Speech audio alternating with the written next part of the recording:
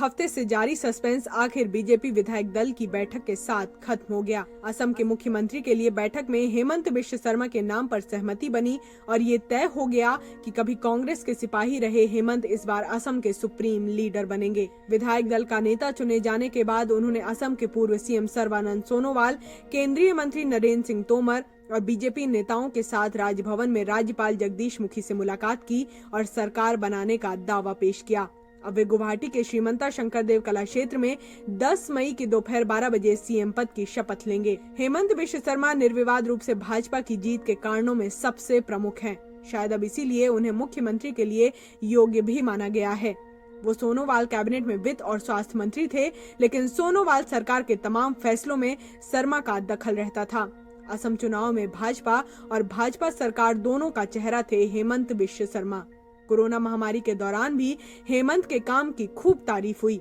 माना जाता है कि चुनाव से पहले टिकट वितरण में भी हेमंत की ही चली और प्रचार की थीम भी हेमंत बिश्व शर्मा के चेहरे के इर्द गिर्द ज्यादा रखी गई। अगर हेमंत बिश्व शर्मा के करियर की बात करें तो उन्होंने असम में स्टूडेंट यूनियन की राजनीति से शुरुआत की थी और उस वक्त वे कांग्रेस के विरोधी थे, लेकिन आगे चलकर वे कांग्रेस में ही शामिल हो गए। राजनीतिक गुरु तरुण गोगोई से उनकी बनी नहीं। दरअसल ऐसा कहा जाता है कि तरुण गोगोई अपने बेटे गौरव गोगोई को आगे बढ़ा रहे थे और ये बात हेमंत को पसंद नहीं आई। असम के पत्रकार कहते हैं कि गोगोई को 2011 का चुनाव जिताने में बिश्वा की बड़ी भूमिका थी और साल 2015 में जब उन्होंने बीजेपी ज्वाइन की तो कांग्रेस को हराने में और बीजेपी को जिताने में बड़ी भूमिका निभाई।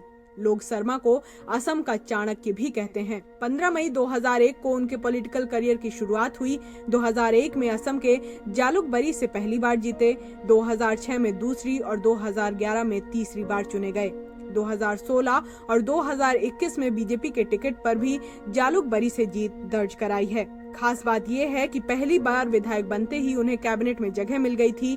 तब से अब तक लगातार कैबिनेट का हिस्सा रहे हैं। Agriculture, planning and development, finance, health and family welfare जैसे मंत्रालय संभालने का अनुभव उनके पास है।